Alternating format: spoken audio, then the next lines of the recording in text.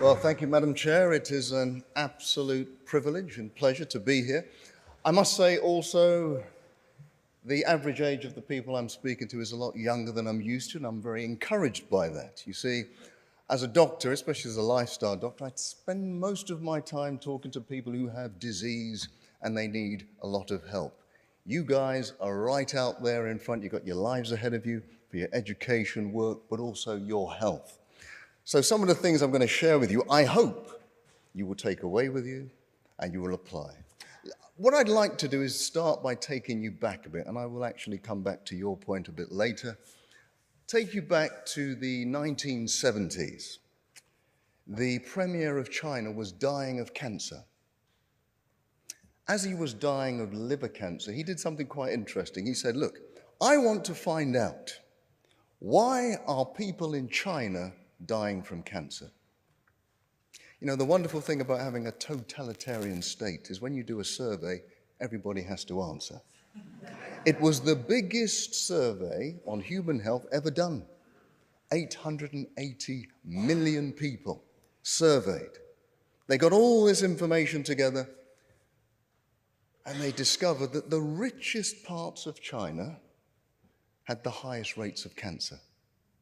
The poorest, rural parts where they're doing subsistence farming, hardly any cancer. If I give you some figures, in the rural parts of China, the rates of cancer were something like 1 in 100,000. In the richest parts of China, it's roughly about 1 in 3, 1 in 4, sort of like our figures in this country. And they scratched their heads. They didn't understand, why should this be? Then they discovered, when they put all the evidence together, they said that the more meat and dairy products you have in your diet, the greater your risk of cancer. Now, the people doing the surveys were not vegetarians or vegans. They didn't actually believe the results that they got, so they did some more experiments. They took some rats, about 1,000 rats. They injected them with the toxin, aflatoxin, causing liver cancer. They all died from liver cancer. They then got another strain of rats, just lowered the animal protein content from about 30% to down about 10%. They injected them with aflatoxin. None of them got cancer. So even when you're programmed to get cancer, by altering your diet, by lowering your animal product intake, you can almost bulletproof yourself from certain cancers. Look, I think it's quite overwhelming, the evidence. That is called the China study. It's produced thousands of research papers. And really all around the world, it shows different societies, the more meat and dairy they have in their diet, the greater their risk of cancer. I can say the same thing about heart disease we've just heard. I can say the same thing about diabetes. We don't have the time to go on with it. But all I would say to you is that this push that we've had, I used to be an orthopedic surgeon. I used to replace people's hips. And my professors would say to all of those old ladies, look, go and eat as much cheese, drink as much milk, your bones will get stronger. That is absolutely the opposite of the truth. The more of these big proteins you have in your diet, swirling around in your bloodstream, the more acidic your blood becomes. If your blood is acidic, you need calcium to neutralize it. Where do you get the calcium from? It comes from the bones. In this country, we have weaker bones than the people in certain countries where their diets are pretty much animal product free. But look, I don't want to go on talking about meat diets. I mean, that would be a mistake. Mistake. Fair enough. That's okay. That's okay. I mean, I don't want to make any... I'm just getting the levels of humor in this place. That's absolutely fine. But look, let me talk about some positive things. Phytonutrients. We hear about this all the time. Antioxidants, phytonutrients. Well, look, if you've got a slab of meat in front of you, how many antioxidants are in that meat? Just about none. I mean, it seems that our bodies were designed for all of this fresh fruit, vegetables, whole grain produce. It's perfectly designed for our bodies. That's the thing that keeps us going. Look, I spend a lot of my time helping people to get rid of blood pressure. I don't believe people need to live with blood pressure.